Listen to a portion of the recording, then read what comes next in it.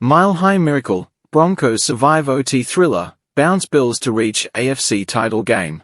Denver. In a game that oscillated between sloppy and sublime, the Denver Broncos found a way to survive the chaos, defeating the Buffalo Bills 33-30 in an overtime classic at Empower Field at Mile High. With the victory, Denver punches its ticket to the AFC Championship game for the first time since their Super Bowl 50 run in the 2015 season. The contest ended not with a touchdown, but with a sigh of relief. After a frantic overtime sequence that saw the Bills' season unravel, Broncos kicker Will Lutz drilled a 23-yard field goal to send the crowd of over 77,000 into hysterics. It wasn't always pretty, Broncos head coach Sean Payton admitted after the game. But the fourth quarter and overtime, we just found a way to win. The overtime dagger. The extra period began with high drama.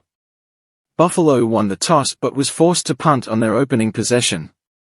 On their next drive, backed up near his own end zone, Bills quarterback Josh Allen uncorked a deep pass intended for Brandon Cooks.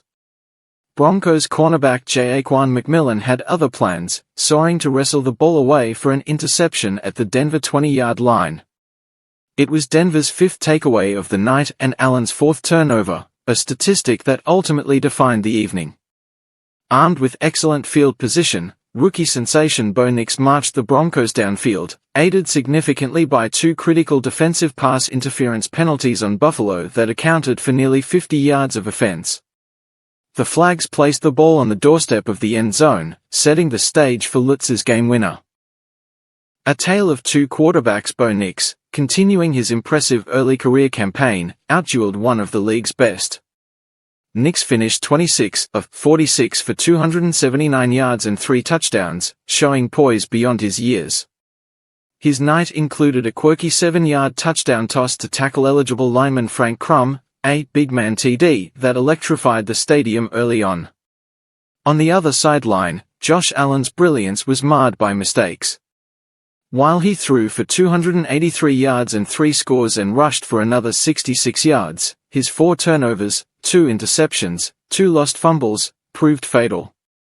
I felt like I let my teammates down, a teary-eyed Allen said in the post-game presser, marking another heartbreaking postseason exit for a Bills team that has been knocking on the door for years. The frantic finish before the overtime heroics, the fourth quarter provided a season's worth of heart attacks. Trailing 27-23 with just minutes remaining, Nix engineered a clutch 73-yard drive. He connected with Marvin Mims Jr. for a 26-yard touchdown with just 55 seconds left, giving Denver a 30-27 lead. Mims was a standout, hauling in 8 catches for 93 yards. But Buffalo wouldn't die. Allen responded with a lightning-fast drive, setting up former Bronco Matt Prater for a 50-yard field goal. Prater nailed it with 5 seconds remaining, knotting the score at 30-30 and forcing the extra frame.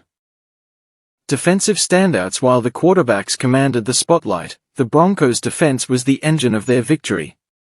Aside from McMillan's game-sealing pick, linebacker Nick Bonitto was a wrecking ball, recording a strip sack on Allen that led to points and keeping the Bills' explosive offense off balance. What's next? The Broncos, 15-3, and now await the winner of the Patriots-Texans matchup. For a franchise that has spent a decade searching for its post-Manning identity, Saturday night proved they have finally found it. They didn't just beat the Bills, they outlasted them in a game that required every ounce of grit they possessed. For Buffalo, 13-6, the long off-season begins with familiar questions about missed opportunities, while Denver wakes up Sunday morning one win away from Super Bowl 60.